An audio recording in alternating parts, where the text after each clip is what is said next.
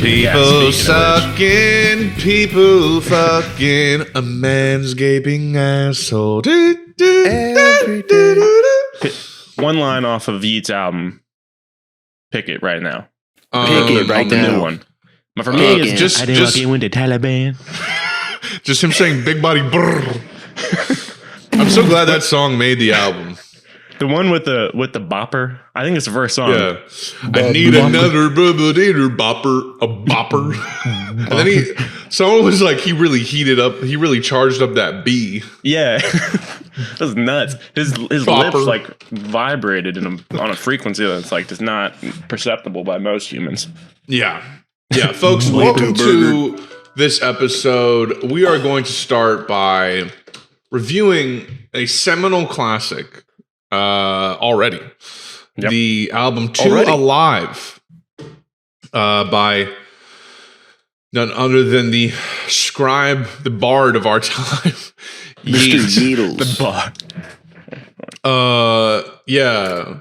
Let's just start with the first song, Poppin'. This was a song that was, making the rounds. Parts of it, Yeat, most of his songs end up on TikTok at some point or another.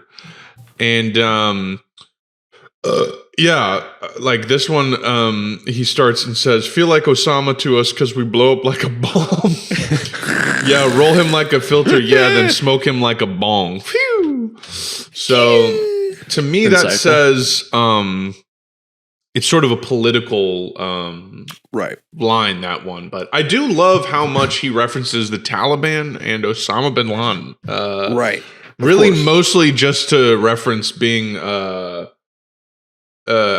much he's blowing up. That metaphor. So no, isn't he? He's like is he like Eastern European? Like, is he close? Is he like no? He's close Mexican to that part of the world? and white.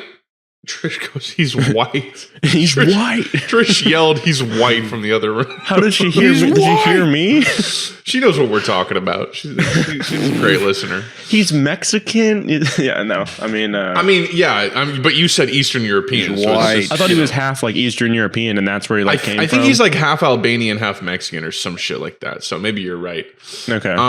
But this song is quite a bop. Let's see if there's another. Oh yeah.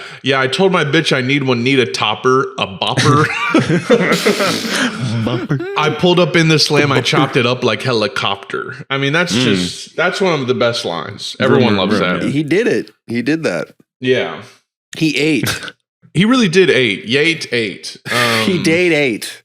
Yeah. He date ate. If I must say, like, the beats on every single song hit for me. They're right about what I'm looking for. They sound like the Max. What's that little synthesizer toy we had that we were fucking around with? It was like with the pen. The thing that I have, the little with the stylus guy. Because that was, what was trippy? We were watching Get Back, the Beatles documentary last night, and fucking they just pull one of those out, and it looks the exact same. Oh, like 1969.1969. This is a tool. It's like a little mini synth toy thing. It's like this little. Let the people hear what that sounds like real quick. Yeah, we're going to let the people in on this. Their version was even smaller, I almost want to say. Oh, this has been on the whole time. Damn, I think. So it does not work. It will never work again. Yeah. It is dead. Damn, I just kind of ruined what would have been cool there for a second. That's okay. That's okay. If it didn't have a screwdriver on it, I would just replace it right now. Right. Basically, that's what some of the beats sound like. It sounds like they're using that little toy. But kicking holes in the wall and fucking hoes in my drawers, I don't feel the same at all. I'm having Percocet withdrawals. Withdrawals. That's tough. Yeah, that's tough stuff. I can't imagine what Percocet withdrawals are like. You don't want to stop doing Percocets, because then if you did, then you would have the withdrawals. That's the problem. Yeah. It's sort of the hole that he dug himself into. It's that's true. Don't stop. I'm pretty sure this song also it has one verse. It's a chorus, pre-chorus, like literally a 4-line verse, and then another chorus, and then post-chorus. See, that's what like what Cardi does a lot, or like what he did on Whole Lotta Red, like Beano and and I Love You, I Hate You, you know? Like, I'm pretty sure they just have a verse sandwiched by the chorus twice, which I like, though, you know? It's like, you know, it's like cut down. You cut the fat off of it. It's just like, you know, sometimes songs get drawn out too long. Yeah, I just want to. Haven't that be how your album starts? Just, I need my drugs. I need my love.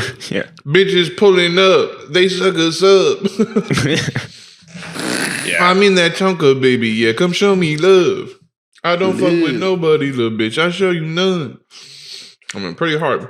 He's definitely like I don't know, I guess, because like you found out about Pop Smoke, right? Like a year ago, but then he passed away like right after you found out about him. But I feel like 2021, it's so hard to remember now, like the years are blending together. But like Pop Smoke's real big year was like 2021, right? When he kind of really took off. Or was that 2020?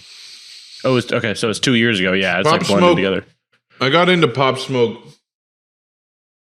in 2019. I can remember summer of 2019, I think was when Baby Welcome to the Party was like popping off.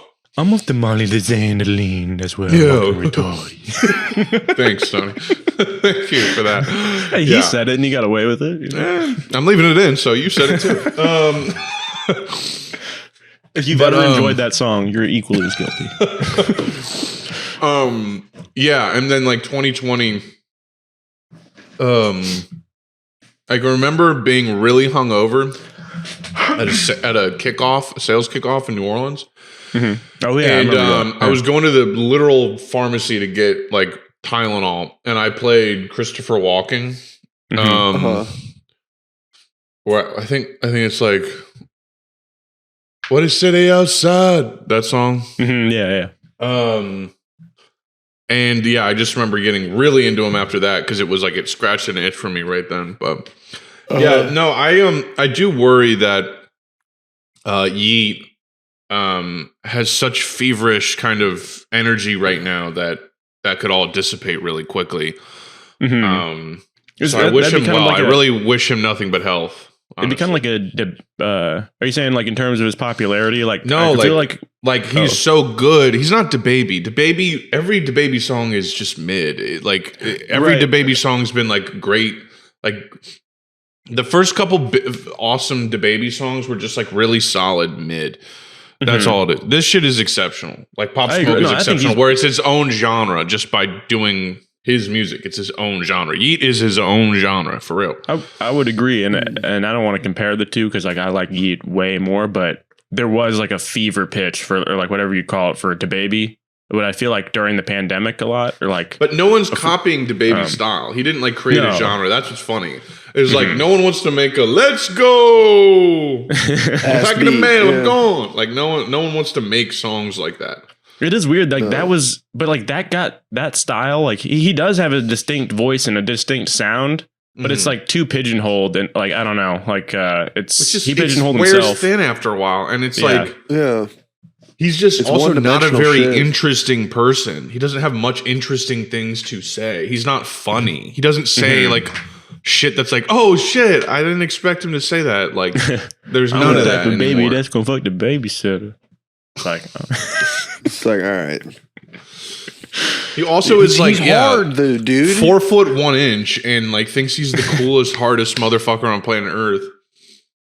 I don't know. He's a fucking, I don't know. Baby sucks. Come kill me. You like him? I really don't care. You like it. Admit you like him. You fucking like him, bro. You like him. Noah Oliver Smith. I this track 2 song Outside. With Young Thug, it kind of also shows me that just Young Thug, like his style is old at this point. I love Young Thug. I love him a lot. He's probably one of my favorite artists ever. But in terms of just that lightning in a bottle energy, that right now white hot energy, he's just not bringing the same shit to the track that someone like Yeet or even Playboy Cardi can right now. I also think the thing with Yeet is like Cardi, like it does the Yeet thing where it's clear he's in a flow state. It's clear a lot of this is improvised. But Yeat's ability to Yeat's lyricism is almost better than Cardi's. I think Cardi has like it's tough because it's like Yeat and Cardi both have that thing where it's just like they could say anything and it just sounds hard, like because their voice on a track just sounds so good. But Yeat like has like his own words he's made up. He has his own like it's like everything Playboy Cardi does, but turned up to 10. In my opinion. His words just like spill over the line that he's like delivering, you know. Like, it's like the best way to say it. They spill over. They're bulging. Cardi's got like his own bulging. Cardi's more Let minimal. me the park outside. It's probably like lean. I mean, it's like he's got his own thing going, but Yeat is just like he just lives in that. I mean, he's like Cardi, but just I don't want to say like on crack because like a lot of like that's what the go-to is. Like, oh, it's like this, but on crack. It's like no, he's just like Cardi squared or something, you know? He's like if Cardi was more of a goofball and had like more, if Cardi had more of like a, you know, like acid flashbacky sort of egoless, like drug head brain, that would be right. More if he just whereas didn't... Cardi's more like dark and grimy and gritty. Yeat's just more very... like hard and turn up and trippy, you know? Yeah. And I feel like Cardi's way more intentional too. Yeah, intentional. He's just like I know what I want, but not at all. But like he knows what he wants in the sense that he'll like just do shit. He doesn't just do shit to do shit. I'm not saying he does that, but like I also feel like Yeat. I feel like Yeat like his whole vibe is just like I'm just turning up, and it's crazy how I'm coming up this hard, and I'm getting this rich, and like. It's nice because it's like his trajectory is so goddamn meteoric. Once again, why I'm afraid he has a similar, like a parallel arc to Pop Smoke. I pray he doesn't. But it's like Cardi took a long time to get off the ground. A long time. Cardi's been rapping since 2012. People don't realize that. Like, I was listening to Cardi in, I want to say 2016, probably 2015, maybe 2016 at the very least. And it's like, it took him until Die Lit in 20. I mean, it took 2 years for him to, he was popular during that self-titled with, you know, I Woke Up Like This and Millie Rock or whatever the fuck that song's called. What is that song called? Magnolia. Like that was he was popping then, but it wasn't this level. I mean, it's literally like, we're in February. I didn't hear about this guy until probably like the middle of last summer. Like, and it's the #1 album right now. In 6 months, and I was watching a video to figure out like when is Yeat's album coming out, and it was just this guy who's clearly like a content creator, and all he talks about is like this stupid shit. And he like just covers rap or whatever. Or I don't know, but like he was like, guys, you gotta understand, Yeat is still underground. All right, he's not even gonna do 60,000. That's way too much. And it's like, you're dude, I think that's about spot on. 60,000 or more. I mean, it's like if it's the #1 album in the world, 60,000 what? Like units sold? Yeah. Okay. I think he'll probably touch close to that, or maybe even more, like 100. I don't know. I mean, isn't it more about like number of streams? Like, well, they have a shitty metric. Yeah, okay. They have a really shitty, inaccurate metric of measuring streams to sales. I don't think you can go to a fucking Walmart and just buy, 2 Alives by Yeat. I don't think that's it's not going to happen. You can get a vinyl of it probably. But can you imagine putting a needle on wax to hear this shit? Like, I really like hearing the waveforms, the MP3. I like watching the needle bounce off of the disc. I like to listen to leaked Yeat songs on vinyl, personally. This song lathed. This song I don't really remember much. It's not like one outside. It's not really one that I. I mean, it's 20 songs on the thing. It's probably one I'll come back to and pick up more shit like like pulling up in big old bodies with bands like it's Parade. I can't trust a soul, can't trust nobody. That's my way. I don't be going to sleep. I wake up at night and geek up all day. I mean, that's great stuff. We love that. Yeah. But we'll move on to the next song here. We got Real 6, another song I don't really remember. There are songs on here that I can just tell you just from the name that I remember. But I mean, you got some lyrics in here. I've been on pills all day, MIA. You know, that's took me the ecstasy. I'm high, can't even sit. And this chain's so heavy, I'm a die Glock sit on my hip. I'm driving around the city and I pull up to the VIP. It be your own city that kill you, like R.I.P. Nip. I mean, he's saying some real shit in here. He says something about Chrome Hearts. What is that? Because I know the Uzi song. Chrome all of my Hearts. brothers, we've been rocking that Chrome Hearts. Yeah, Chrome Hearts is just a clothing brand. It's just like they do like fake goth kind of clothing. It's like all all like kind of like biker goth vibes. Got you. Like designer goth. Yeah. Sorry, I'm just sending a text. So you know, you got that. At the end, he goes, I hate to say it, but I'm horny and I need you to lick on all of me, baby. He is a little horny guy sometimes. He likes to get toppered, you know. Boppered. Dude, when he said #1 album in the world, like I'm Taylor Swifter. See, like that's one part of him that's like making up words is something we definitely do. And he does it in a similar way where it's just like, there are no rules. I will say the dumbest shit you will ever hear because I don't give a fuck. I mean, it's one of the easiest ways to be cool is just coming up with your own slang and your own like. Yeah, that's why we do it to be cool for sure. One of the easiest ways. Absolutely. Never Again, track 4. Yeah. Let's see the verse here. You know, had to drop me a little classic album. Yeah, I done did it again. Taking the perk with the X. Yeah, I don't feel my limbs. If I'm going to rent the car, then I'm going to scrape the rims. Yeah, my money fat like Buddha. Your money slim like Jim. That is a line I do remember that is fucking hilarious. Your money is slim like Jim. Your money is slim like Jim. I'm riding in this Tonka GLE. I just went and hit Neiman's and I walked out with a few bags. I can't even rock with them no more. That's just a fact. When I'm out in London, I'm a Yankee. You'll get stabbed. She asked me if I want the bitch on top of her. I said, yeah. I pulled up and I chopped the helicopter, got the scat. I think the scat is his name for gat, which is a funny, it's almost like British slang, like apples and pears means stairs. Like it's like scat means gat, which means gun, you know? So riding around that bitch, riding around kicking that bitch like this bitch judo. You know, good song, worth listening to. It says on Never Again brings Yeats inflections voice with catchy ad-libs. This is a poorly written. On Never Again brings Yeats inflections voice with catchy ad-libs, rapping about his cars and drug uses. The beat also notably uses the same melody as Murder Music by Ken Carson. This song is produced by Bart Howe and Tragic, known for working with artists such as Trippie Redd, Lil Yachty, and Sofago. Okay. La Geek is a great song. Sofago. La Geeky. All my pockets lift weights. Bitch, I don't brush a tooth. Yeah. That one is phenomenal. I do really. I am tickled by that line. It's a bar. Now my diamonds really rain. Pull up with a plain Jane. No, we don't do exchange. I don't give a fuck about fame. That part, I don't really give a fuck about it. All this shit could really change. I mean, I feel that a lot about basically every aspect of my life. Financial security, you know, my health. Well, not health. I care a fuck about that. But, you know, fame, material wealth, all that shit. I don't give a fuck about it. All this shit could really change. He goes, I don't even know nothing on this earth, bitch. I'm geeked out of my body.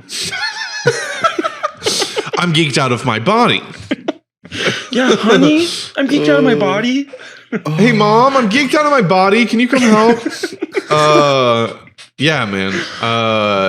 His usage of geek also is just phenomenal.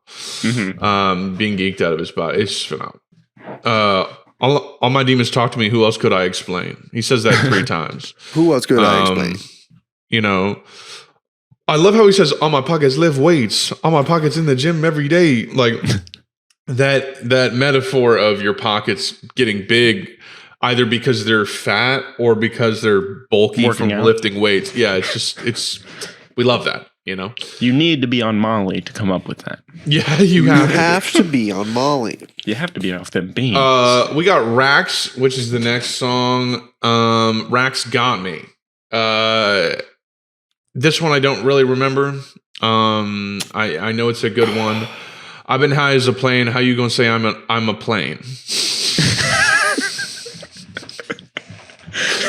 Real line. I've been high. I've been as high as a plane. How you gonna say I'm a plane? Spelled PLAIN. Like a plain person. Like a Like plain I'm Jane. so like plain, like plain cream cheese. He's saying I'm as high as a plane. How you gonna say I'm a plane? Which I think speaks for itself. This is a song with Gunna. None of the features on this really hit except for Ken Carson, who that song I've heard already and it's fire. Yeah, that song's okay. Double, another song I got nothing on. I don't really remember. I like My Diamonds Real Pissy, They Potty. Big Body Gialiski. I went, bought it. He bought one Mercedes truck and he basically raps about it on every song, and I respect the hell out of it. Hell yeah. Go ahead, chop him up like Paul Bunyan, is what he said. He says, Nice. off the perk, I can't walk at all, paraplegic. And that's, I can't walk, walkie slush. That's another metaphor. Think about that. I can't walk at all. Think about that. I don't know if he even thinks. I think we're digging into this even deeper than people dug into Breaking Bad. Yeah. It's like, see, the way he parked his car Someone's gotta is, do if it. you look at the way that the lines line up, it makes a plus sign, and which is Right. a plus is in the chemical compound that makes meth. Right. Yeah, literally. The song after this is just it's one of the best songs in the album, On the Line. Okay. Let's see where I can find yeah. I think this is the right song. Dude, is there I don't a know. deluxe It's the one where he's version? I'm a big I'm a big dog, you a mouse. Yeah, I'm a big dog, yeah, you a mouse. Can't even rock with it, you not a mouse. I done invented this shit, that's my sauce, and I'm gonna rock out at every show. I mean, just the way he bends the pronunciation there to fit. He's a bender. He's a bender. He's an airbender for sure. He's a word It's a bender. word bender. That song I can definitely recommend. The beat is really hard. The lyrics are great. That's just another solid one. We got Just Better, another great song. Everything I do is just better than you. Bitch, I'm on the charts, I'm going higher than you. Bitch, I'm on this plane, I'm flying higher than you. I just signed a deal, more money than you. I've been getting higher, I'm more junkie than you. I'm more of a junkie than you, is what he's bragging about. Hell yeah.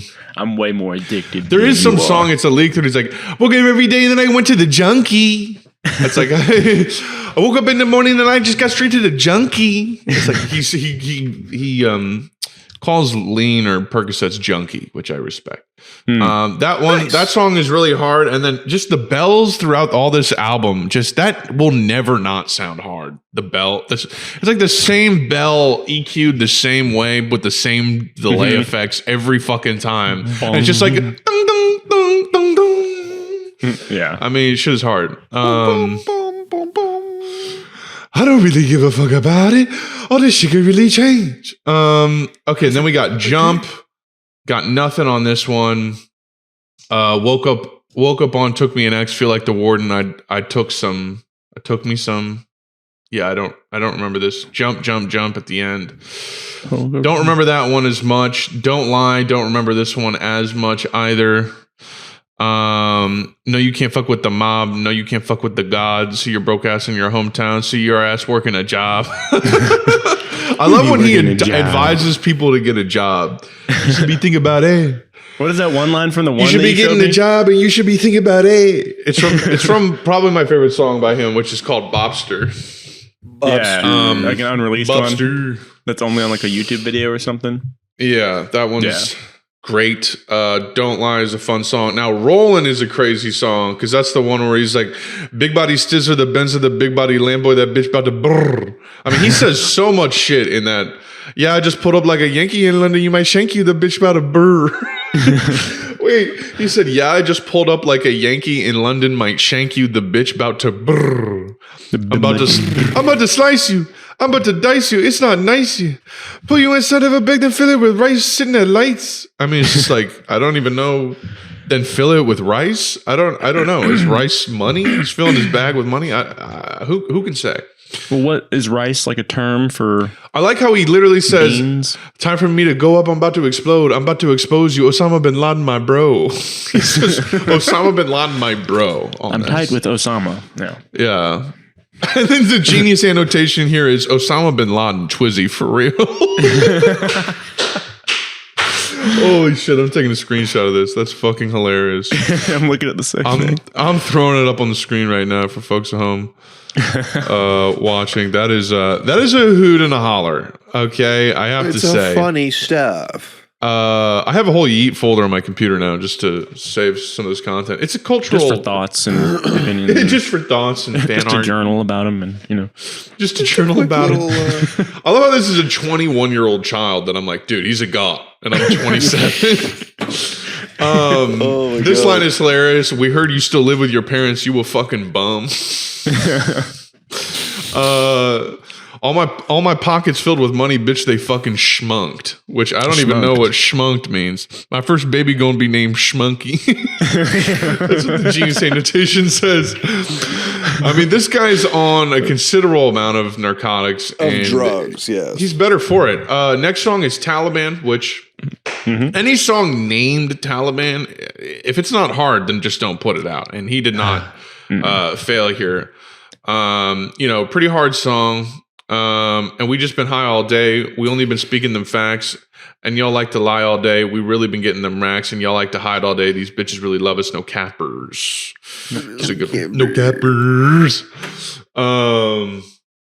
That's one of my favorites. Let You Know is one of my favorite songs off his album before this, where they're like, "We laughing at your music, you and Joe." Yeah, I love when he shits on like how bad some of his peers' music is. It's funny, but it's like he's not really referring to anyone in particular. The song after this, Narcotics. I mean, this is a song with Young KO. This one goes pretty hard. Lots of drug references, really good stuff. Big Slow on prescription meds. I just pulled up with the Christian Yes. Told the bitch to get the new Hermes. I don't know nobody. I'm stressed. 4 months I was on the X. If you don't know about it, don't guess. Her head go back. Pez. That's funny. Saying her head goes back to suck your dick like a Pez is pretty funny. It's a good joke. Pretty funny. It's a good joke. Moving on, I would say Call Me. Another good song. Features a lovely and vibefully beat. What the fuck are these descriptions? These are written by like AI music machines journalists. that are, yeah. Our street is a crime scene. What the fuck? Hold on. What does that mean? Trish just texted me that. Damn, shit going down? Yeah, I hope not. I'm not leaving the house. I'm We're getting a live report here. Apparently, my street is a crime scene. Very cool. That does happen from time to time. Back when I lived in Crown Heights, oh God, just now, someone shot through a church van. Just now? Sheesh. It's the morning, guys. Wait till It's Sunday. It's the Lord's Day. I remember when I lived on Crown Heights, I woke up and I went out. I remember I was woken up. Was either that morning or something. I think I woke up early in the morning or late at night, and there was literally there was just police tape, and there was just literal bullet shells just on the street and blood on the street. Like people had been shot on the street. That was pretty alarming. But anyways, moving on. Sheesh. You did? Yeah. When? Yeah. When? I didn't see him get shot. Well, I shouldn't say I saw him actually get shot, but I saw him run away and limp. Like he got shot in the leg. Was this back at Foobs? No, this was at the apartment. Yeah, the I remember nightclub across the street. Yeah. I think I remember you telling me that. Yeah. Yeah. Crazy. Anyway. But anyways, we went and bought the Tonka, took it out of state. I mean, I love any reference to Tonka he makes here. It's great stuff. It's great stuff. Tonkas. He says, who is the first ones that's rocking the turb?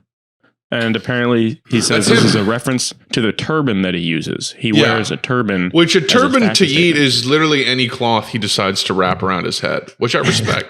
Just call it a turban. Put a Dior scarf over your head and just call it a turban. Love that. So anyways, there's that song. Moving on, Can't Die. Oh, that was from that song. I thought Oh, you were on okay, that one. gotcha. Yeah, I rock Shanae double C with the bitch. And then it's got a question mark next to that lyric. Just like, we don't quite know what he meant by that. Could He goes- decide if I want to get wet, I want to get splished, which is an amazing invention, that word. Splish. Oh, yeah. Who was the first ones rocking that turb? Who was the first to do this shit? Him. I feel that. Really was. This one's a good song. I like it. We're starting to get towards the end of the album. Now, this song, Geek High, this was leaked a while back. It says it was even previewed September of last year. This is the second time he says, I pop a Tesla, it's helping the climate. I love that running joke that he's going to buy a Tesla to help the climate. Yeet has also said that Percocets cure COVID. That's why he doesn't trust the vaccine. He just, every time he got, COVID, he just took a perk and it went away. It's pretty funny. But yeah, Ken Carson's a great artist. I'm getting into him too. I just think, he's got his own vibe going on. I don't know if he's quite, the tent pole event that Yeet is right now, but he's great. And this song is a nice combo with the two of them. Recommend giving this one a listen. It's called Geek High. I also love that, like how Cardi used all the weird fucking like asterisks and shit. Yeet has his own like umlaut thing going on where he puts an umlaut over every goddamn word. Yeah. That's just great. You know what I mean? That's creative. That's finding your own thing. Great. See, this is what we're talking about. We're talking about people inspired by Playboy Cardi who are doing their own thing, not trying to be Playboy Cardi. You see what I'm saying? That's we love that. We love that about it. We're coming up on a half hour of breaking this down, so we're gonna wrap this up. La M, that's a song about M, Molly. Rockin' Ricky Denim with Balenci untied shoes. We can pull up if you with it. Don't gotta ask us to. Bitch, I'm 21. Diamonds 52. I got these bitches doing circles like it's a hula hoop. That's phenomenal. Genius. It's like these bitches jumping on me like some rope, and then doing the jump rope thing in the music video. I love how he compares women's behavior towards him to many playground games, which I think is very creative. Anyways, next song after this, we got two more. Smooktober, which it's like, it's February. So I don't know, I don't know when Smooktober happens. I'm assuming it's every month for him though. But my wifey says she loved me. I bought her a Birkin. There is one song on here, and I think we definitely already got past it, but it's like a love song where he's talking about, are you still going to love me when I come back on tour? I think he has an interesting lane there. It wasn't my favorite, but I'm interested to see what he does in a more, lovey-dovey R&B vibe. I feel like he could do something interesting, sort of like how Cardi did that. And I can't change, but the thing I'm saying is, or like Pop Smoke that he did with like a thief in the night. Yeah, whatever. A thief in the night. I would fuck your ass. But and then the last track on the album is the promoted single for the album, Still Counting, which I think Raps came in and I'm still in that tongue. I really do like this song quite a bit. Yeah, I think there's 5 or 6 songs that just off the bat are extremely earwormy. Classic grippers. And then I think the rest of it, much like the last album, I think after repeated listens, the whole 20 piece is going to be a gripper for sure. So this is, pardon us for doing this at the top of the show. We just, we wanted to give the Yeet fans of Woke and Boke a little something to listen to get our reactions, break down the album. I'm going to have to go ahead and conservatively give the album an 11 out of 10. I think it's pretty solid. I think it's probably his strongest effort yet in terms of the highs. We'll see how replayable it is in terms of in comparison to the last album that he put out. But I mean, it is really solid, and I think this is sort of his. I think we're already on his Die Lit, to be honest. I feel like his last album was maybe kind of like his self-titled, and now we're kind of in his Die Lit phase where he's already peaking. I think. I think he's really at this level, and that's the thing is I don't know where he goes from here, because it does seem like he's definitely retracing a lot of the same phrases and ideas and shit. He still is able to keep coming up with just new random lines and shit that are just like you would never guess about it. I think he's really, really creative.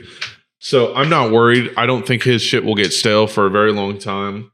But he does put out stuff a lot, and he does have very similar beats and retraces the same subjects a lot. But the problem is all of that is like 10 out of 10 great. So it doesn't really matter. He's kind of got best of every world going on right now, but we'll see where he goes. I pray and wish him wealth. I am happy for him that this album's doing so well. It's certainly validating for me, who's someone that thinks he's really exceptional. Even to a level that I feel kind of embarrassed about, but I have to be genuine about it. It's like I've been listening to this type of music for quite a while and been a fan of it for quite a while, and I like to say I've garnered a bit of a taste for it, and I can just tell you right off the bat that this guy is really something special. So I hope he does well, and I would say get into him, give him a chance. If you're not vibing with it, just give it a chance. And if you don't fuck with it, that's fine. I would just maybe say that you maybe don't vibe with all the music in this genre necessarily, which is fine. But if you're into stuff like Lil Uzi Vert, Playboi Carti, you're into stuff like Young Thug, Future, whatever. Lucky is Trippy Red, Triples, Sofago. These guys give Yeet a good solid listen, especially this Praising recent album and his last album. So that's going to cap it off for our little breakdown. Tony, shut the fuck up real quick. I forgot about that part. Yeah, I really forgot. I forgot something. What about what? I forgot to introduce the podcast. The young podcast.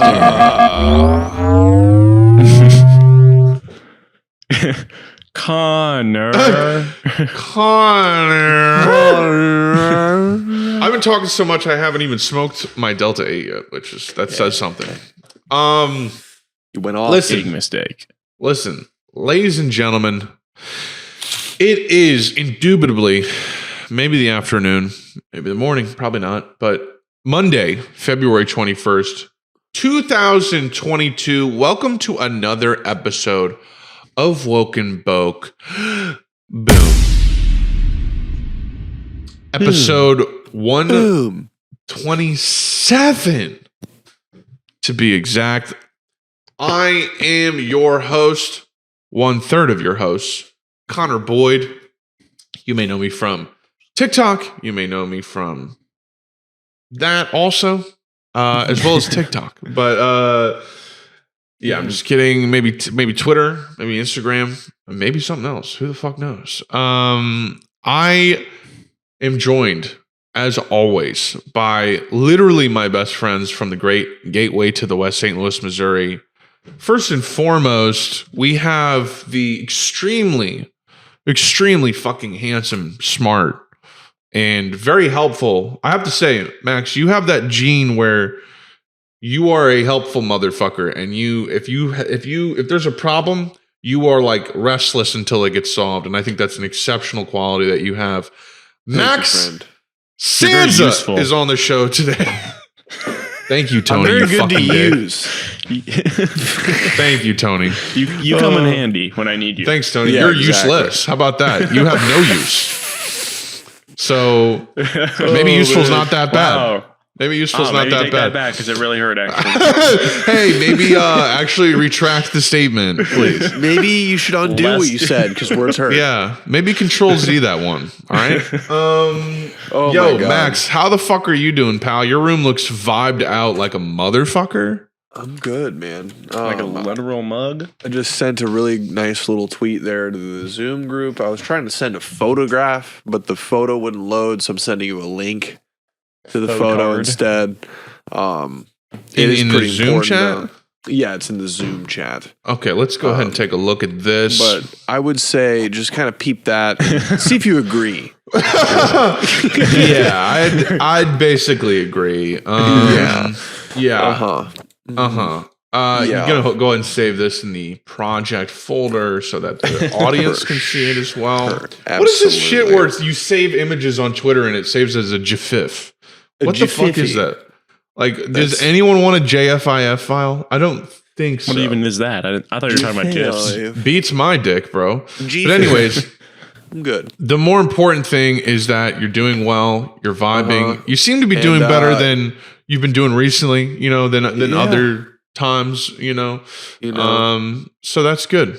Yeah, and the hunt is over too. So I'm feeling good about that. We're gonna get to that. We're gonna get to Yeah. that. That's huge. Tony, what do you have on in the background, by the way? Is that Transformers or some shit? T-Formers, 2007. T-Formers. I'll put on T-Formers. That's my favorite movie. T407.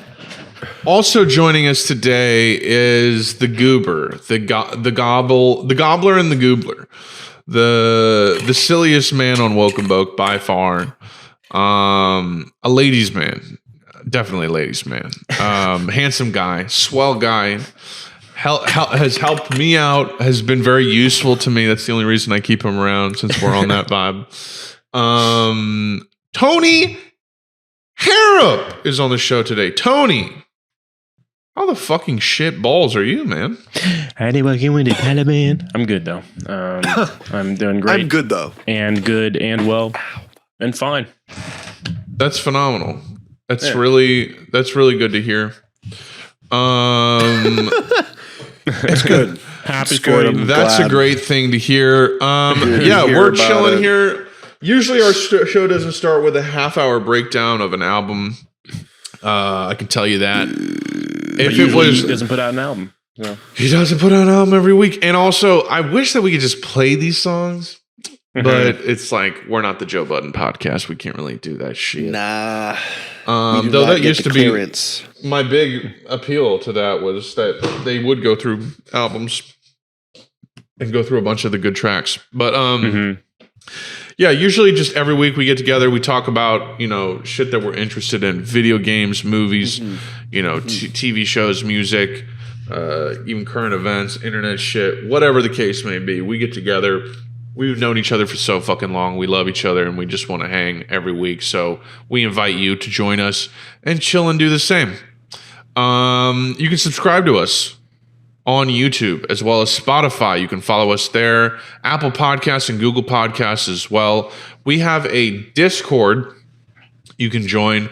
Link to that is in the description of this show. And also, we have a Twitter and Instagram. At Welcome Boke Pod is the Twitter, and at Welcome Boke Podcast is the Instagram. And a email, wokenbokepodcast@gmail.com. You can send your questions, comments, suggestions, and we will read them on the show. And in fact, I think we could do that today. We have a couple questions, it seems like. And as I said, links to all these are listed in the show description. Fellas, we're here. We are motherfucking here. We got through that. We did the album review. It took a while, but Album's been reviewed. It's done. I hope that Yeet and his team appreciates the big boost we're gonna give that album. It's gonna be a big bump for them, I think. And on some thankful. Andy from Toy Story style shit, I might have to take this down and put a Yeet poster up. You know what I mean? I'm just kidding. I would never do that. Nah. I could never. you just gotta He did that. Nah, I could never. I would like a Yeet poster here. I don't really feel comfortable hanging my Iggy Pop poster anymore because I know he's had sex with like 14-year-old girls. Yeah, I mean that's any classic rock band at this point. Literally, it's like Yeah. I can't have posters of those fellers. I can't have a Led Zeppelin poster. You knew not to do that. You shouldn't have did that. You knew that was wrong. You knew that. Why was did you do wrong. that? I don't know why you did that. I don't really give a fuck about it. Oh, But man. yeah, man. Well, other people will. Yeah.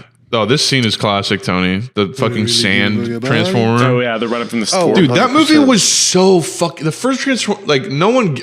The first Transformer movie was so fucking good. Legitimately, just I a agree. good ass movie.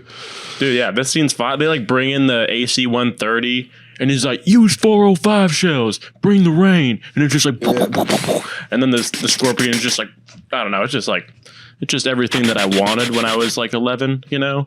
And so it's just like imprinted on me as like a It's like movie I'll always Call of like. Duty 4 Call of Duty 4 came out that year, Call of Duty Forehead. Oh yeah. and That's Halo 3 crazy. came out that year. Yeah. Oh, 2007's one. 2007 and 1998 are like the two craziest years for video games of all time. Like Yeah. What was 98? like Ocarina Doom? of Time, fucking no. Doom was like 91 That was or some shit. That was earlier, yeah. That was probably 90. or, Probably like or 92, 94. I don't know. Yeah. So, Well, we're all let me fucking see. dumb. But yeah, man, that shit was crazy. 93. For Yeah, MS Doom DOS. Doom was 93, but yeah, that Transformers movie. I remember I got in an argument on Twitter with people were being like,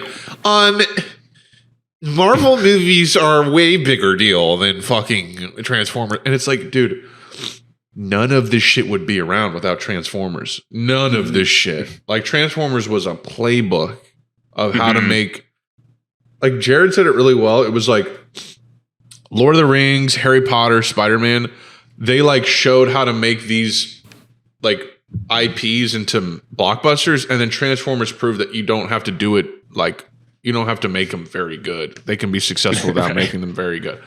But the first one's solid. Yeah. It's like it's goofy. It's classic. It doesn't take itself too seriously. Like it had like the comedic sort of tones with Sam and his family, or Shia and his family, and like sort of the franticness of every human in the entire, like the people in these movies are like insane. They're like sweaty and manic. Yeah. And like, you know, it's just like, but it's kind of it gave Dirty. it its own unique vibe. Like at least they weren't just like boring human characters. They were just like insane human characters. Yeah. No, the fucking new Michael Bay movie coming out, I really want to see. I think it's called Ambulance. What's that? Oh yeah. Yeah. That looks crazy. No, but it's funny you say that, Tony, because that's like my beef with that second Godzilla movie. 'Cause, like the first one was sick, the one with Bryan Cranston, Yeah. where like the humans kind of took a back seat, and then by the second one, it was Crane? just like all of these like flat motherfuckers. Are you that talking were about just King of the like- Monsters that just came out? Yeah, the With, one from like Millie Bobby 18. Brown? Yeah. King of the Monsters. No, that KOT, was I'm was that referring to?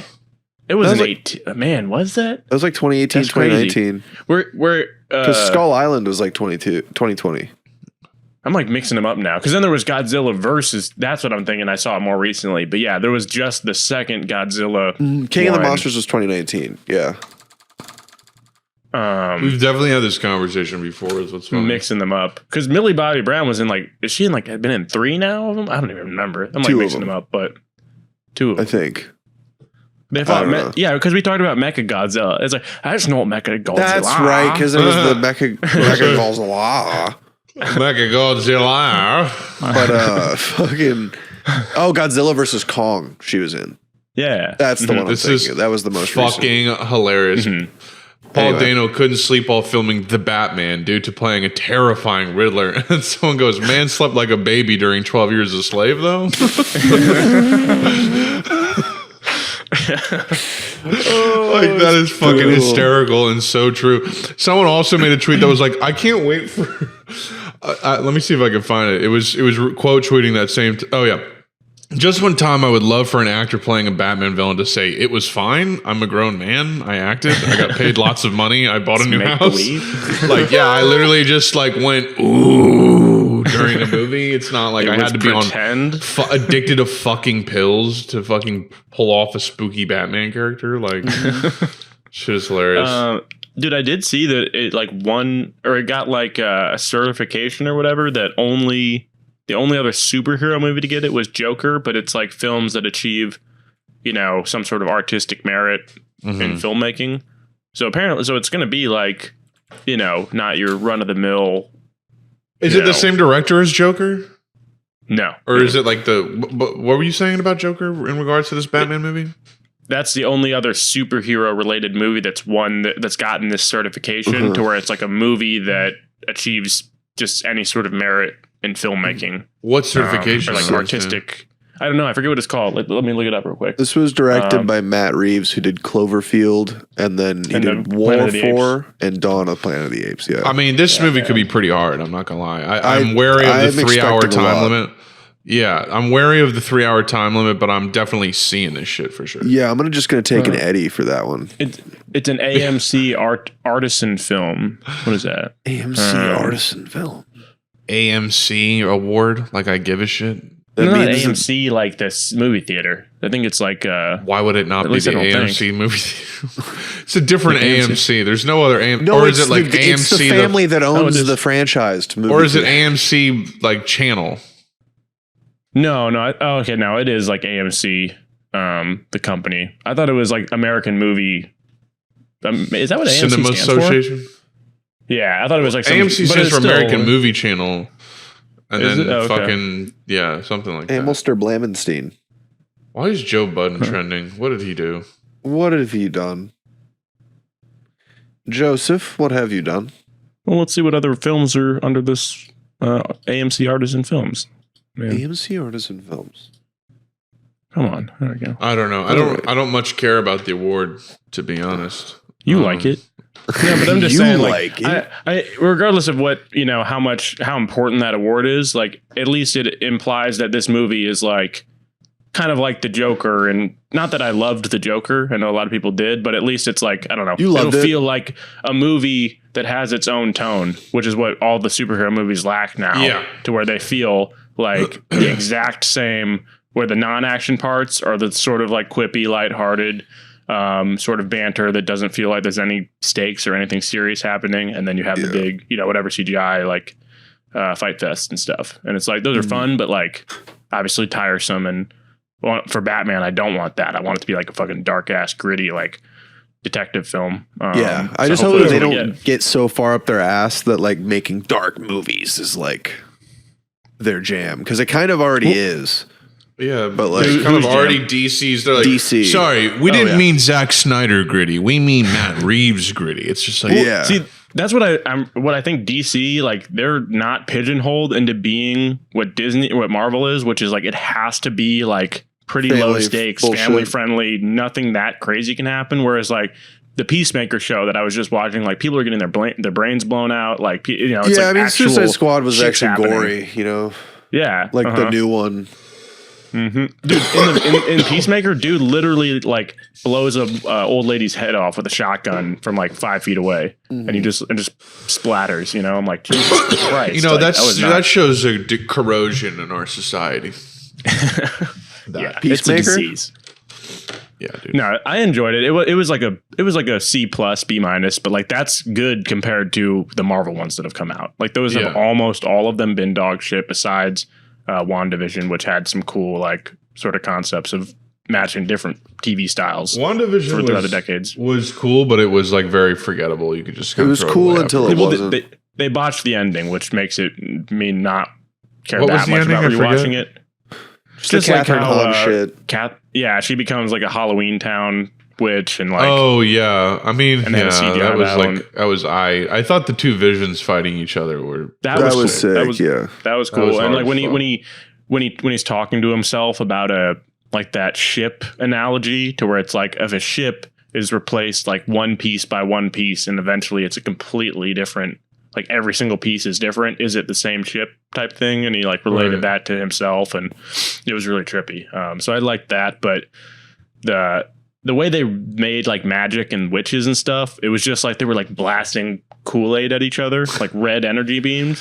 Whereas when Scarlet Witch first showed up in like Avengers 2, I think, Civil War. She was like, no, it was like Age of Ultron, and she like showed up and she was like glitching all over the place, and like it was really trippy and stuff. And I was like, it needs to be more horror, but instead it's like this very like bright, like very generic, like vague powers, just like red blast. Yeah, like, red blast. Red like, that's what I want to see. That's like, why X-Men's so cool, because you know exactly what all their powers are basically, and they're all like a tool. They get that wrong though. They make Cyclops' vision like heat vision, but it's really just like concussive forced. You know, it's just like physical. Like there's no heat to it. Right. And they botched that. They don't know the comics like I do. They botched it. Yeah, the WandaVision shit. Like, I was gonna say something else, but there was this woman on TikTok explaining how like it's misogynistic that people think Wanda's like a psychopath, and it's like she enslaved a whole town, and it's like she also throws a truck at Spider-Man, who's a 16-year-old kid in Civil War. Like she throws a truck at him, and it's just like it's not misogynistic to point out she's a psycho. It's that all the writing is kind of bad. She's like, well, what about Tony Stark? He was an arms dealer. And he sold weapons to, and it's like, yeah, it's because it's poorly written. Like, I don't know what to tell you. Like, it's lazy. Yeah, they're not going to address like the deeper implications of all this shit because it's superhero stuff. Like, they're not going to go and like actually make Tony Stark an alcoholic like he is in the comics. They're not going to make him, you know, a bastard. Like, that's why Watchmen is interesting because it's like all the characters are annoying or bad in some respect. Yeah. Yeah, and they're like, what about fucking this guy? He did something wrong. And it's like, you're just describing bad writing. Like, dude, yeah, one of the lady Monica Rambeau in the show, she's like, she's one of the agents, and she says to Scarlet Witch, she's like, they'll never know what you had to sacrifice. I'm like, they don't give a shit. Like, they were literally just like mentally enslaved for weeks and couldn't even, and they had her same nightmares that she would have. Like, can you imagine they were in pain? Yeah, it's literally just like they were getting like CIA tortured by her for weeks on end. Children too, right? Yeah, I'm pretty sure. Whole town. Yeah. Oh yeah. Like you enslaved children, and it's like that's fun. It's like that's like that as a sort of a plot element is fine because it's like a really intense like bad thing that's happening to people, and that's like entertaining to watch and see in like a sci-fi superhero show. But the way they like wrapped it up, it's like, no, that wasn't okay. Like, Scarlet Witch is a bad guy. Like, that's like a bad thing to do. Like, I don't know. And she is like she's not like in the comics, she's been in the Avengers, but she is kind of like a character where it's like, she's so powerful. She's so powerful. She's like a liability to the whole world. Yeah, no, she like freaks out and ends up like killing like Hawkeye in the comics and killing some other people too, and they have to like stop her and shit. So she's like kind of like a Hulk type character. Yeah, you know, exactly. where she's on the team, but she's so powerful. Sometimes it can just be a whole storyline in and of itself. Which is what I do like about a lot of Marvel Phoenix, stuff. Same shit, you know. Yeah, a lot of the characters, a lot of the heroes are also just like problems or bad guys. Whereas like in DC, it's just like they're archetypal, sort of like pantheon god type characters, which is cool though. Yeah, DC's way more like alien hagiography, sort of like a god worship kind of shit. They're just very straight up. They're like, I'm fast guy, I'm water guy, you know, and they're just straight up good, you know. Which is cool though. Like, you know, that makes them different. Yeah. Like the X-Men are like a whole like, you know, and the X-Men are like a whole problem in the comics right now. They're like their own like society now and shit. They're basically like bad guys. They've totally separated themselves and like live on an island by themselves and stuff like that. The mutants, for real? Yeah. That's funny. And they can resurrect themselves, like grow new bodies and stuff. So they're like immortal. It's like some wild shit. Holy shit. Yeah. So it'll be cool to see that come to the big screen though. Like I'm waiting for that shit. Don't know why they're taking so goddamn long. Yeah, there's so many different X-Men shows and movies. It's just crazy. They're like, before we make our X-Men stuff, we're going to make a spin-off show about Catherine Hahn's witch character, which they're actually doing. And it's like, bruh, your funds, put them towards Catherine Hahn, who's like literally, they don't even make her look crazy in that. They don't give her a mask or a suit or anything. It's just, I'm standing here. I'm a person. Like just I hated boring. her performance too in Yeah. WandaVision. She does the fucking quippy. She's like the one. I remember we were saying that she's like the witch that casts the rune is the one that makes yeah. How can you betwixt the witch? Betwixt the witch. There's spell Don't know charm the chambers. rules of dark magic. Yeah, you don't know what you've gotten yourself into. I'm a witch, and I know this more than you. It's like Oh my lord. shit in Yeah. the middles, dude. This scene, we're watching. See, Shire. we have Phantom Menace going on. It's just going. on Discord, and Possibly the best scene. I mean, dude, like this is. I'm realizing, like, as I become an adult and I look back at Spider-Man and Lord of the Rings and this shit, like, mostly, definitely this a lot. Like, I'm realizing just how much this movie. I don't know if it means to me, but just like how much enjoyment and comfort I get from it. Especially this scene. This might be one of my favorite scenes. in a movie. Yeah. Like one of the most ecstatic, exciting, transcendental scenes in terms of an action sequence in any movie. I mean, it's just like it's incredible. Like it's It's serious incredible. shit. The way I the was- planet's designed, everything. It's just incredible.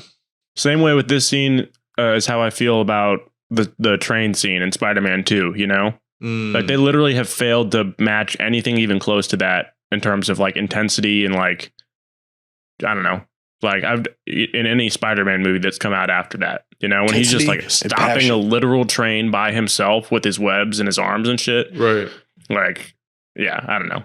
The I'll- fact that they like 20 years later they still haven't topped that is Right. upsetting to me.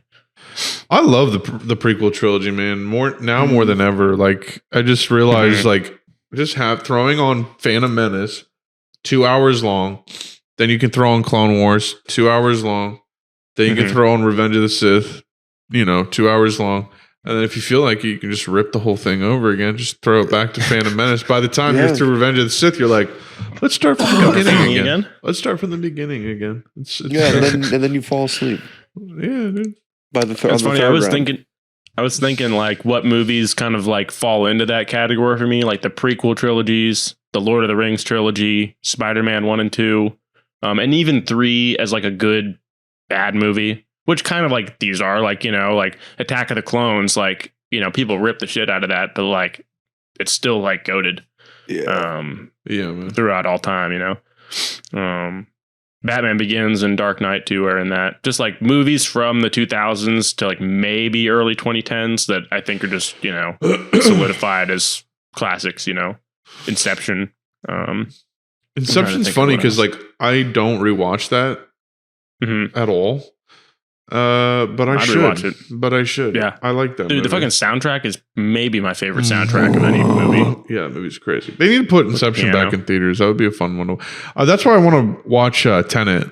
I haven't really Yeah. finished that since we tried to watch it wanna with your see that dad in and we all theaters. fell asleep. Yeah. That movie was like it was probably the most confusing Nolan movie I've ever seen. Oh, yeah. Inception, when I saw it, I was like, this makes mostly sense. Like I don't. Yeah. I'm not Don't get very lost. confused. It's just like, oh, the deeper the dream, the longer the time period in the dream. It's like Mhm. Yeah. Okay. that's the only device that's like you need to understand really.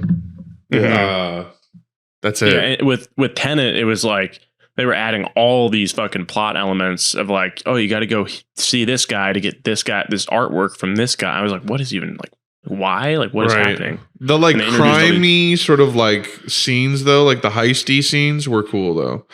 Oh yeah, Like for it sure. I started mean, the so opening scene's bizarre. Yeah, it's like a lecture Yeah. hall and like there's people running in shooting people in reverse. great. Mhm. And it's like all this Yeah, gear. no, it's all these zip lines and like carabiners and shit. Mhm. No, that's cool. I do want to finish it and stuff because Yeah. it was crazy, but it's a movie you can pass out if you're even a little bit tired. Oh, you can know? zonk hard to that movie though. Mhm. So is it Yeah. worth Let's watching? race some more. Tenet? Yeah. Yeah, I yeah, think so. Yeah, I think so. Vaguely? It's cool. It's just gonna be Vaguely? long and like Yes. confusing in parts. That's all. Gotcha. It might be boring because it's confusing in parts, but honestly, it's not. It's because it's so unique. It's like nothing you've ever seen. It's really bizarre. Right on. Yeah, it's cool. Dude, before it gets too far away from this, I wanted to bring up the halftime show at the Super Bowl. True, we did have the Super Bowl. What do you think of it, Tony? You're the resident Welcome Boke sports fan. Indeed. The show was cool. Like the set list was great, I thought, though it was really short. Like they only did like one song per artist, really. Yeah, it was like one song length probably per artist. Like mashed up. And it was cool. Like it was Dre and Snoop, and they were doing like California or whatever that song's called. California.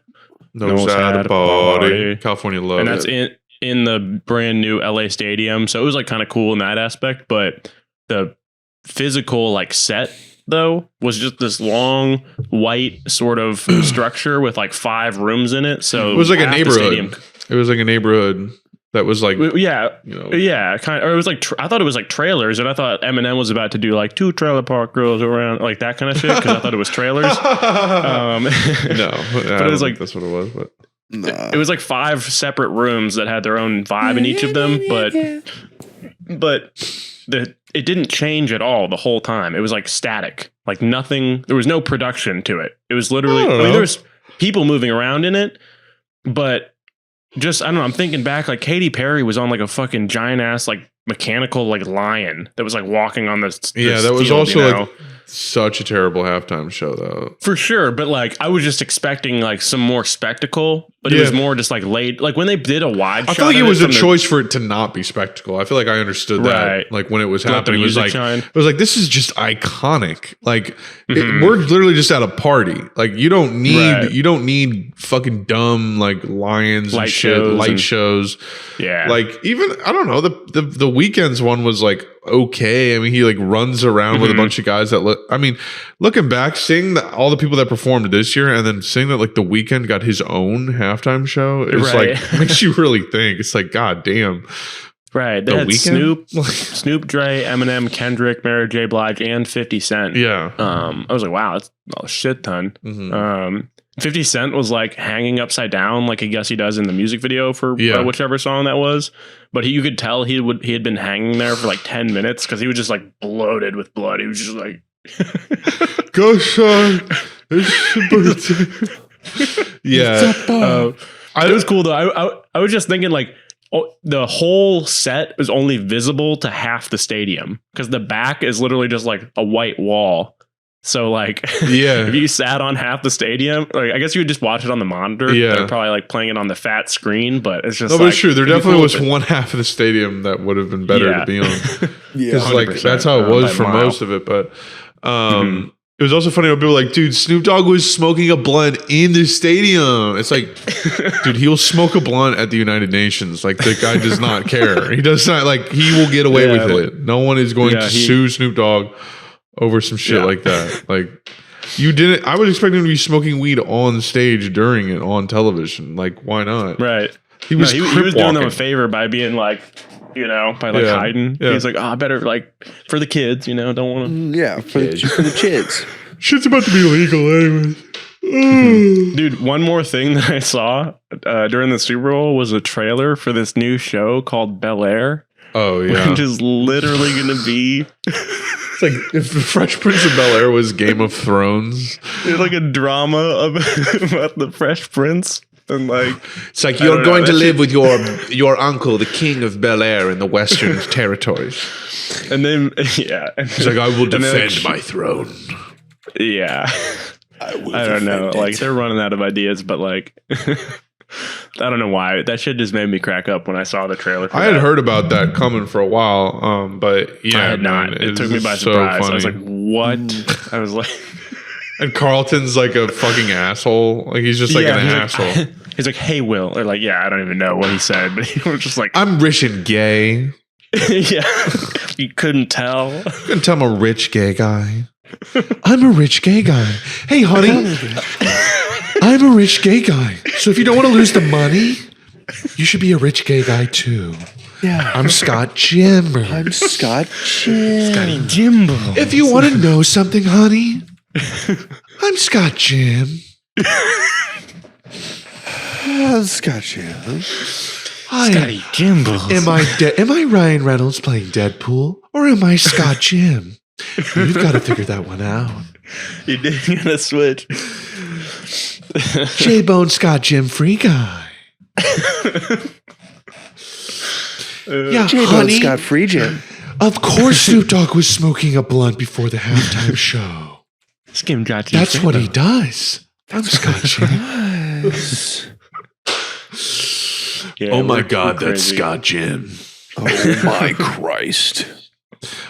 Yeah, no, but the halftime show I thought was just like really epic though. Like I was like, this rules, man. Like as a milestone for hip hop, I mean, just like that is awesome, man. That's and it was really cool because Dre rapped a lot. It really was about Dre. It really was. Oh yeah, he was like the star in a way where it's like, it's funny because there was something actually very humble about the performance. It was very egoless. No one was really the star of it. Dre was the leader, but in a way where it's like a celebration that starts with him. And it's also like he does not perform rap at all.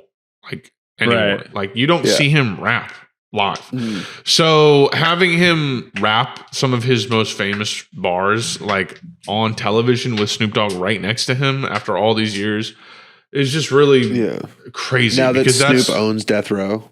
I mean, it's like he's responsible for the whole map of the West Coast, basically, like those two with the Chronic. I mean, that's just such a...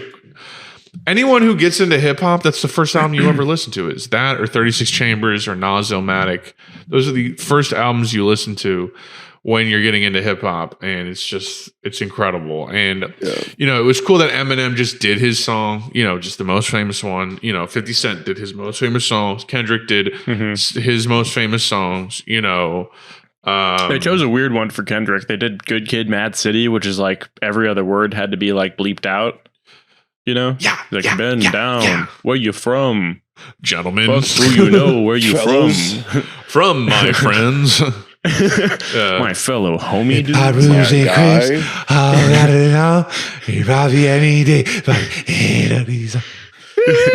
they had to... I was bummed. I was hoping they would have played like... Playing All Right ruled. Small. That ruled. Yeah, All Right. We gonna be all right. Be all right? Yeah. Imagine if there were like, if just a bunch of green smoke came across and just Yeet came out on stage with the turban on, just like rocking the turban. Fucking that hold it, little bitty bird. I got a whole lot of money coming in. He's just wearing his outfit like the most in 90s hip hop thing of all time. He's wearing his outfit in the turban video, and he's just like just standing on one platform. There's no one around him, and he's just like, I'm geeky. Like geeky. Dude, that would be fire. He'll be in the Super Bowl show 2030. Guaranteed. Dude, he needs to be in the Super Bowl show 2023, in my opinion. Just needs to be him on a giant spire going up. He needs to be hanging like Kanye, like floating up. Yeah, his music video being shot on iPhone. Which one? Like still counting. Oh, it's fire. But yeah, I thought it was just a really awesome halftime show. I think it's up there as one of the best ever, frankly. Just in how perfect and spare it was, and the celebration of it, and what it meant, where it was, and I don't know. It's like, imagine them losing. I'm glad they won. It's like, imagine them losing. You're playing at your stadium, and you get like the most West Coast Super Bowl halftime show of all time. You gotta pull the W out. You gotta bring it home, dude. Yeah, their fucking Super Bowl parade though was sad. They like showed pictures of it, like aerial views, and it was just like a few crowds of people. Really? They like show the and then they show the St. Louis Blues championship parade, and it's just like blocks and blocks of streets. Oh my god! filled In Boston, with it was like you couldn't get anywhere when the Pats won both times. It was fucking nuts. Both times? You mean like all 10 times? Well, I saw two of them while I was you were in there college. twice. Okay, got you right. Yeah, not with my bare eyes, but on television while in Boston. So I got to see the parades. But yeah, LA man, just don't care about football. it's fucked up because we have talked for so long already. So maybe we can save some of this shit for the next episode, unless you guys want to answer like a question or something. Maybe We can do a question. to cap it off, Max. You know. Dude, what, man? All right, sounds good. This is I'm opening this one because it says greetings from Scotland, which is cool. Cool. My name is Scott Jim. Scottish. Scott Jimland. So that's cool. This comes from Zachary. Yo. I listen to your pod as soon as they come out and I watch them later too. Have you or will you ever do streams on Twitch together whenever Tony gets a PC set up? Just recently picked R6's back up after months and it R6S? What is that? Oh, Rainbow Six Siege. Back up after months and it turns out I'm still awful. Same. Love you guys. Keep up the effort, Zach. Wow, that's fire, man. That was a really nice message. Yeah, I'm sure we'll do that. Yes. We should do that. We should have like at least like try and do like maybe like a monthly like stream where we all rip Halo or something for like a few hours and just absolutely stream it together or something. Yeah, no. I think we should next week. We'll be able to do that. I think we should definitely do that. I think it would be cool to do like a co-op stream. Campaign, legendary, all skulls. Sure. Sounds really fun. Co-op is coming every soon. skull. Every skull playing co-op game. True. But yeah, man. Dead face. I would read this other question, but it's basically I forgot what I was going to say. Is what the email basically says. It's another email from Twizboy. So the second follow-up question is: which regular show characters do you guys identify with most? And I don't know if any of us really watched that show. I've seen episodes. That was a while back after our time. I've never been too much into like Adventure Time, regular show. I've tried to get into Adventure Time because I love the animation style. Yeah. Right. I liked regular show more. No hate. Oh, really? Okay. Yeah. I definitely watched like a few episodes back in the day. I would say it's Mordecai and Rigby. What's the other man? Rigby, right? Yeah. Wait, which one's the Bluebird? That I cannot answer. That I do. Mordecai, that I couldn't tell you. I don't know. I feel bad because Connor, you look like you're. Doesn't someone say you look like that show? Oh, the Taekwondo guy or something. Yeah, dude, you're him. I googled which one is Mordecai, and then it just gave me the biblical one. It was like Mordecai was a responsible cousin who exercised fatherly care over Hadassah. I guess I'm more like him then. Mordecai. Mordecai is the bird. Mordecai from the show. He's the bird. Okay. Yeah. Jack Harlow getting a little feedback for saying, "No one in my generation can fuck with me. You will see tomorrow," and that was February 17th, which was not yesterday. So I'm curious what he's referring to. Is it his song? Is he talking about his song that sounds like his other huge song? Yeah, I don't know. I know Kanye tweeted out that he's a good rapper, that he likes him, or he Instagrammed that. He posted. That's what it was. Video. Yeah, I did see that. So maybe I need to just watch that. I guess I don't know. You should watch the first episode of his doc. It was pretty decent. Oh yeah, we do need to watch that. The Kanye doc. My buddy said that was really good. I started watching it. It's really fucking. I just like how it's put together, honestly. I really like how it's put together. I also think it Kanye being really young and innocent at that time does a good service to making it more enjoyable instead of it's not as much fixated on him. At least the first episode's not really fixated on him now. I'm sure the other two parts will feature, some of that. But yeah, in terms of just the raw footage, it's a lot like The Last Dance in the sense that you're just like, how the fuck do you have this footage for this long? Right. And no one's ever seen any of it. It's amazing. And also Kanye is just like, he's very confident and you can just like, he's just such a geek. Like he wears big baggy pants and like big like bell bottom almost pants and like, but that was his style then. And then like polos and then he's got like a retainer and he's like got like a jaw, like a big jaw, like big jaw. He's very, very young. And it's crazy to see how many people do not give a shit about his music in this doc. Like it's like you're knowing him completely differently now because you're seeing him.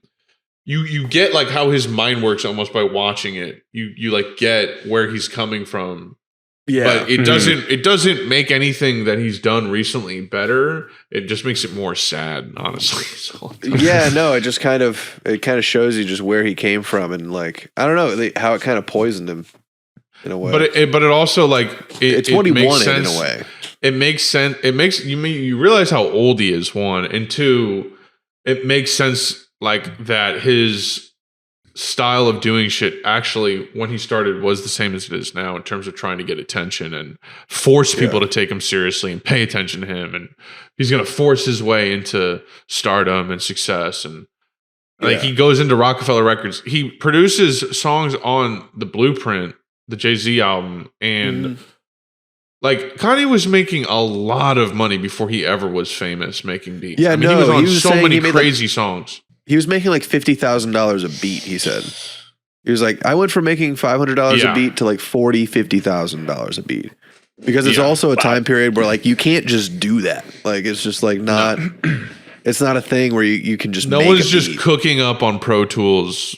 You have to no have one so had much a cracked investment. copy of Ableton in 2002. Right. Like it's not, or You need 1998. to have even. machines making that shit. So Yeah. So like seeing that, like just realizing just how hot of a producer he was, but still no one at Rockefeller even gave him the time of day when he's To listen doing to songs. him. When it's like he's playing you All Falls Down, which is one of the most immediately catchy good songs you've ever heard. And when it He's going into people's offices and like, playing a putting CD the on their shit. in their CD player, and they're all And then just like, and then they're just like, yeah. they don't even say that. They're just like, No, they're just kind of like, they might like laugh because he's super into it, and then it's just like, I promise, I'm so self-conscious. That's why you always see me with at least one of my watches. Like, how do you? yeah, like, are you kidding me? Yeah. It's like really satisfying though that they just were all so fucking stupid and didn't realize how good it was. Yeah, I mean, you and look then dumb he just blew now. up. It's like, Yeah. I mean, that's what I'm saying about Yeet, man. This type of shit is like, you're supposed to be a gatekeeper of music, and you don't even hear the potential of that. Like, I don't know. Maybe that's not the best way to go about it. Is just fucking, running into people's offices while they're trying to focus on work and just playing them your shit. To be fair. Yeah. But yeah. It also is just crazy to me though that it's just like, yes, this man is in charge of like making some of the biggest hits on the radio right now. Like 90% of 80% of the song.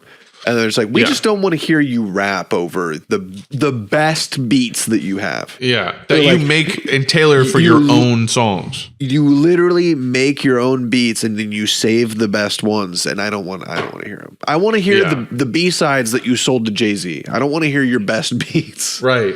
The ones that I are wanna hear like the basically shit that- just like really good copy paste Chipmunk soul beats where it's just like, it's just like that, those Kanye kick drums. And then the Chipmunk soul and just like just the. I mean, that's literally I've never. Shit, but like, that early Kanye, that'll always be my favorite hip hop. Period. Just like, especially when you get someone like fucking like Memphis Bleak or Jay-Z rapping over it, like a street dude rapping over it, Rockefeller, like that. That's when it's. You know what I mean? That's when it's really hitting. And I like how he was like with Just Blaze, he's like, this is like my best friend / arch nemesis. And he's like, yeah, you're like, this is like a Professor X Magneto situation. It's really funny. That's funny. Yeah. So in the doc, people don't like his rapping, right? They just don't care. They don't take him seriously. Right, but they don't see like, because it is interesting. Like his rap voice is like very distinct, and like you can easily tell it's him. And he has like his own flow and like way that he raps, and it's like kind of off, it's not like your normal rapper, but like it's because of that it is so, it stands out and is like, well, it's his lyrics too. It's like he's a pop songwriter at the end of the day. He's like a fucking Paul McCartney. Like he's like a fucking genius songwriter in my opinion. Like I think his style is fire. So, but Yeah, good doc. I only watched like the first 20, 30 minutes of it, but I'll definitely It's a good finish rip. it. The parts Yeah. with his mom are really nice. I mean, this is the thing, man. It's like, listen, like I'm able to like, I don't know, enjoy certain shit even when I know the person sucks with the right context. If they suck too bad, then it's like, yeah, I can't listen to like a straight up abuser. Yeah. You know, like, dude, not to end this off on a bad note, since we should probably wrap up here, but did you know Ringo Starr beat both of his wives? Sick. No. Ringo Starr beat his fucking wife. You can look that shit up. Didn't all the Beatles? And so did Billy Preston. Well, George didn't, and I don't think Paul has Okay. anything on him. But Billy Preston, Yeah. who was on, Let It Be, also convicted of rape or sex with a minor or something like that. Yeah, man, it's just like, No. why? Yeah. But Ringo Starr beat both of his wives. And it was after the Beatles broke up. It wasn't even like when he was really young or something. It was like, he's a full grown man, He's Dude, our the age. mindset of just like someone that would like, I don't know, just like beat someone you supposedly love. Like it's just like such a foreign, like alien concept of like how you could even ever like come to that conclusion as like a thing you should do.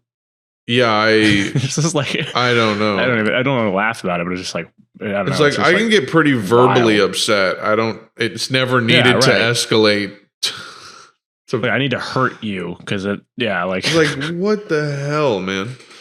you know how bad it is, how bad it feels to get physically harmed, right? Like, and you I am aware of that. Yeah, you've heard of that, right? I've heard You of know the about that? pain. Getting physically harmed. It's not. I've heard it's of the pain bad. that comes from being harmed physically. What can I say? Would not want that. Did you for know you anyone can get else. harmed physically?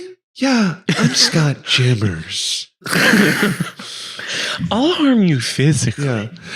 I'm Cyclops, but my name is Scott Jimmers, not Summers. Jibskin. Scott Jibble. John Skimskin the fourth. Jibble me biscuits. Gibbleton Bits the 5. Bibbleton Chits The the five. fifth. The 5.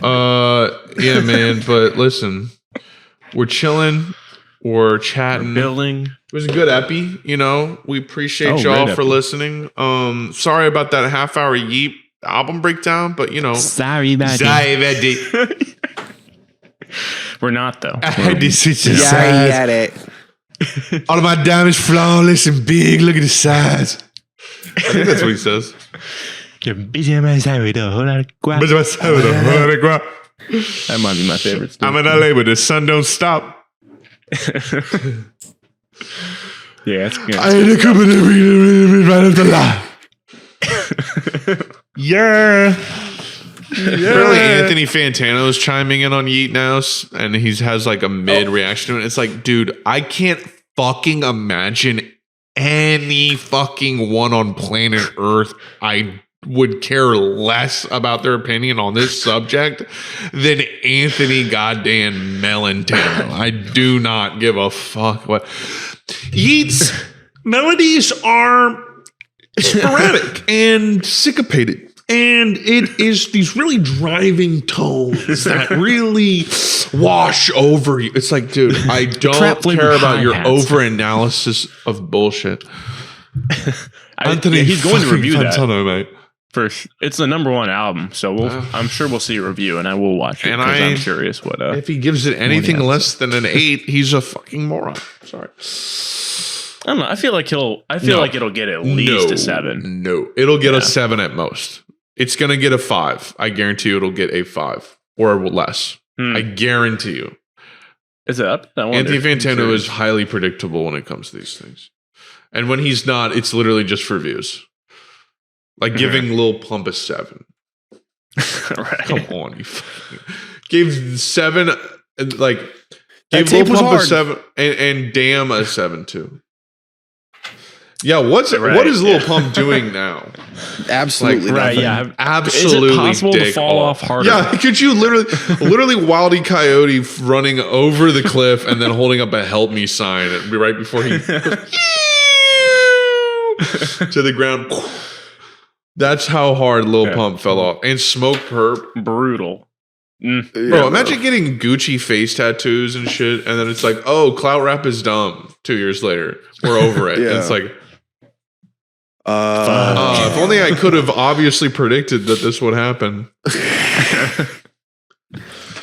It's like Extentacion. Imagine if we saw him, he would have turned into a fucking, contrarian ass DaBaby Kanye West kind of motherfucker, I guarantee you. He was not about to be like calling out bullshit at all, I was never really into him. I was into his really aggressive early stuff, but I mean, he had horrible accusations against him. It's really sad what happened to him.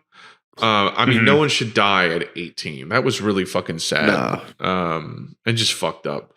But he had some crazy shit accused against him, and there's probably a lot of people he would have hurt. Yeah, and it's just I don't know, man. It's just I'm not one to judge, but.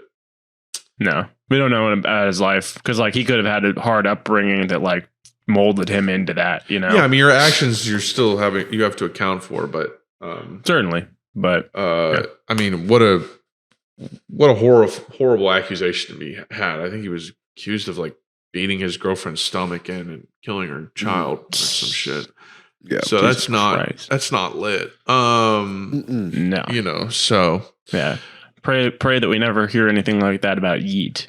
Not that we don't hear about it, but that it doesn't happen. I think the thing about Yeet is he may be like a Lil Uzi Vert, where he's just up until recently, Lil Uzi Vert apparently hit his ex-girlfriend in public, or pulled a gun on her or something.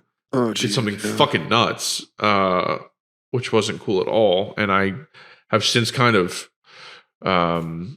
realize it's best to maybe not support him as much until that gets cleared up. But info is released. Yeah, it's like the people who are listening to Tory Lanez right now. It's like, he's accused of shooting a woman, right? I don't know. And then you do the logic on that, and it's like, okay, so the only way that's not true is if Meg Thee Stallion is lying, and then it's like, I hope she's not, but it's like, what would she has everything to lose from lying about something, right? It's a wild thing to just make up. Yeah, dude, it's like it was really someone in her camp who shot her. It's like, so you don't think she's just going to protect the person in her camp and not press charges or come out about it?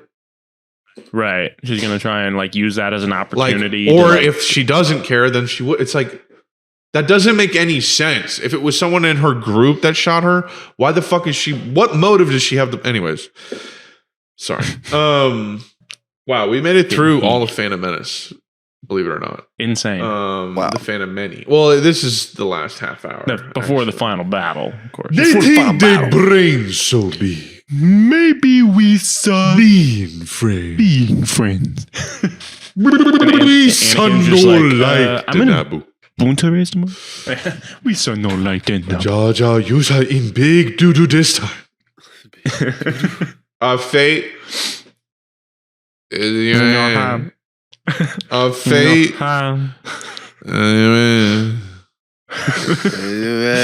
I had a toy that was like a Star Wars flip book, and you could press the sound for each page, and one of it was the Padme, and if you press it, it'd be like, fate is in your hand.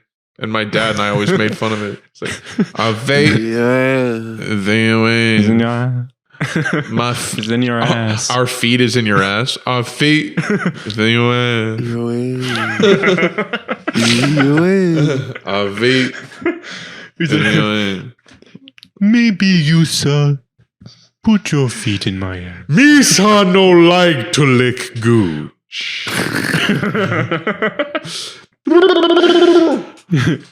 But this guy too. Anyway. Do you think they suspect an attack? Wipe them out, all of them. Wait. I will make it legal. Anyways, let's end this. Guys, thank you so much for listening. Thank you. Peep all of our socials. Send us questions. Follow the Discord. Follow the YouTube, the Spotify, Apple Podcasts, Twitter, Instagram. We love y'all. We do this every week. I got some crazy shit in my life working right now. Don't know how that's really going to form or what kind of impact that's going to have. So we're going to play it by ear. I love doing this show. And basically, I've said it before, I will never stop doing this show unless something really, really good or bad happens, basically.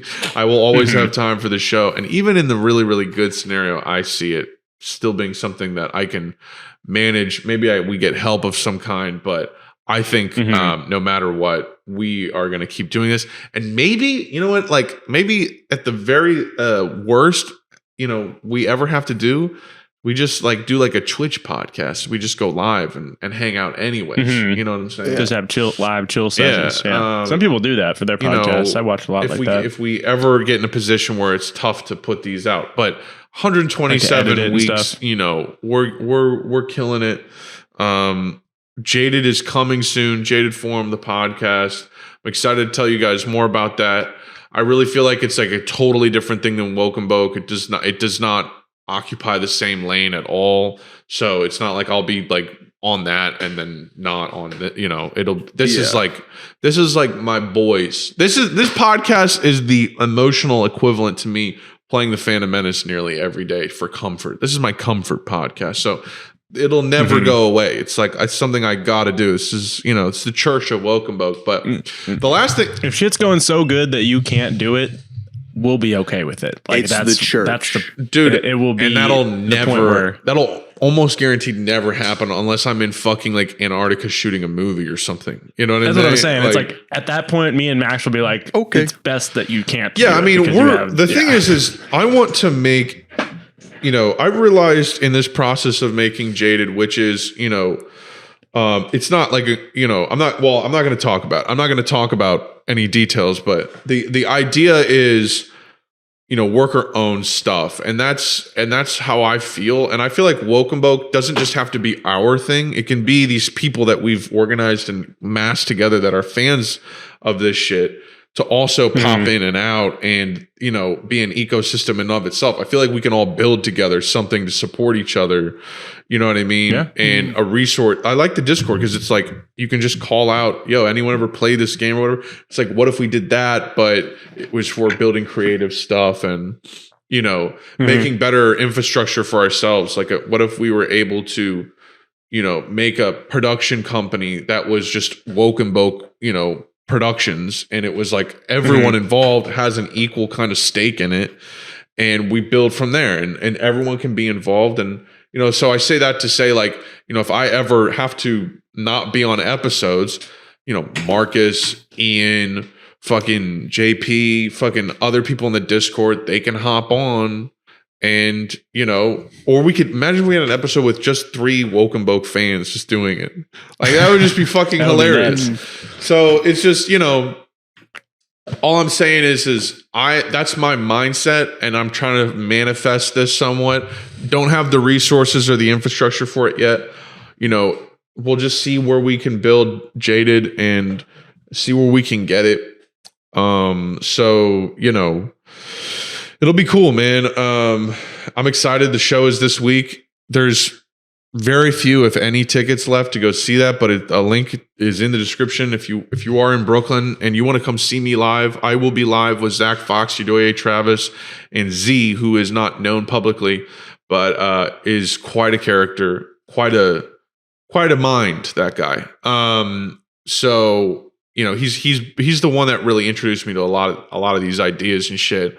And, you know, I'm trying to introduce more people to them too, because I just think they're good ideas and we all benefit from them. So it's not like a my thing at all. It's like we all should be on this tip. But come see that. It's going to be fun. It'll be a live podcast, which will kind of be more of a discussion, which is going to be fucking awesome. I'm really excited about that. It's literally a live podcast where we're going to be like talking with people about stuff, not just, you know, us sitting there fucking picking Lynn out of our belly buttons. So cracking wise. You know, come through. It'll be a performance, and then you know, it'll be an after party, which will be a vibe. I've already heard some of the music we got lined up. It's really niche, cool, fucking 80s like funk music. That's just like the real deal. So chips and keep queso that fountain out. Yeah, that queso found cheesy breezy. you know, peep that. And we just love you. And you boys, I appreciate you sticking on for a longer episode this time around. And, you know, gang, welcome Boke forever. Love y'all. Shoot us a follow. Peace the motherfuck out. Peace.